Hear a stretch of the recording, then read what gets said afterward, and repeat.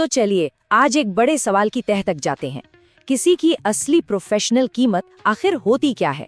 आज हम इसी जरूरी सवाल का जवाब ढूंढेंगे। ये एक ऐसा सवाल है जो शायद हम सबने कभी न कभी खुद से जरूर पूछा होगा। क्या हमारी मेहनत और हुनर की सही कीमत हमें मिल रही है? चलिए आज इसी की पड़ताल करते हैं। जरा इस आंकड़े पर नजर डालिए, -20,000।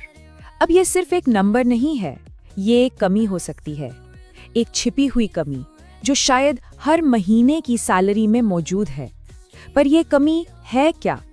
तो ठीक है, चलिए थोड़ा और गहराई में उतरते हैं। हम इस 20,000 के आंकड़े को सिर्फ पैसे के तौर पर नहीं, बल्कि किसी की प्रोफेशनल वैल्यू में एक छिपे हुए घाटे के रूप में देखेंगे।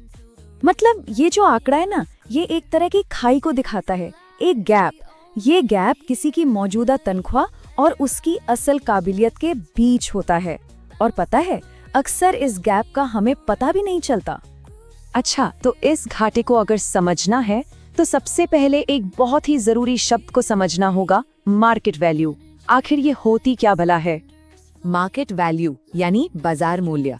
ये वो कीमत है जो बाजार, पूरा मार्केट, किसी के हुनर, तजुर्बे और काम से मिले नतीजों के लिए देने को तैयार है।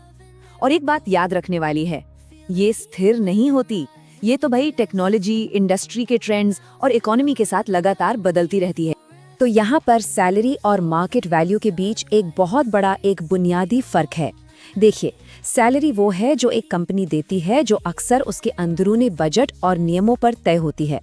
वहीं मार्केट वैल्यू वो है जो पूरा बाजार देने को तैयार है, और ये बाहरी मांग पर निर्भर करता है। सैलरी अक्सर धीरे धीरे बढ़ती है, जबकि मार्केट वैल्यू हर पल बदल सकती है, और बस यहीं पर वो गैप पैदा हो जाता है। तो सवाल ये उठता है कि ये कमी या ये घाटा आखिर होता ही क्यों है? वो कौन सी वजहें हैं जो हमारी सैलरी और हमारी मार्केट वैल्यू के बीच एक खाई बना देती हैं? चलिए इन गुनाहगारों का पता लगाते हैं। जब हमने इसकी पड़ताल की तो 4 बड़ी वजहें सामने आईं। पहली, मार्केट रिसर्च की कमी, मतलब हमें पता ही नहीं कि हमारी स्किल की कीमत क्या चल रही है। दूसरी, बहुत लंबे समय तक एक ही नौकरी में रहना, जिससे सैलरी मार्केट के हिसाब से नहीं बढ़ पाती। तीसरी, मोल भाव करने का हुनर कम होना। और चौथी, अपनी उपलब्धियों को कम आंकना, जिसे इम्पोस्टर सिंड्रोम भी कहते हैं। और ये जो बात है ना, इस कोट में एकदम साफ हो जाती है। असल समस्या पैसे की नहीं, बल्कि जागरूकता की है। जब हमें अपनी असली कीमत का अंदाजा ही नहीं होगा, तो हम उसके लिए आवाज कैसे उठाएंगे, है ना? तो चलिए, अब जब प्रॉब्लम समझ आ गई है तो सोल्यूशन की तरफ बढ़ते हैं। कोई अपनी सही मार्केट वैल्यू का पता लगा कैसे सकता है? देखिए, इसका एक बहुत ही सीधा सा तरीका है, जिसे हम 3 आसान स्टेप्स में बांट सकते हैं। पहला, रिसर्च करें। अपनी जैसी भूमिका, स्किल्स और लोकेशन के लिए सैलरी डेटा को खंगालिए। दूसरा, मूल्यांकन करें। अपने काम को सिर्फ जिम्मेदारी नहीं, बल्कि नतीजों में बदल कर देखिए। और तीसरा, आकलन करें। बाजार के डेटा को अपने अनूठे अनुभव और काम के असर के साथ जोड़कर अपनी कीमत तय करें। और हाँ, रिसर्च शुरू करने के लिए ये कुछ बहुत ही बढ़िया जगह है।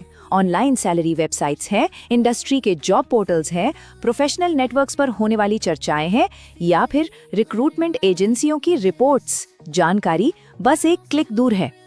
तो ठीक है, हमने प्रॉब्लम को समझा और सोल्यूशन का रास्ता भी देखा। अब इन सारी बातों को एक साथ जोड़कर देखते हैं कि इसका मतलब क्या है।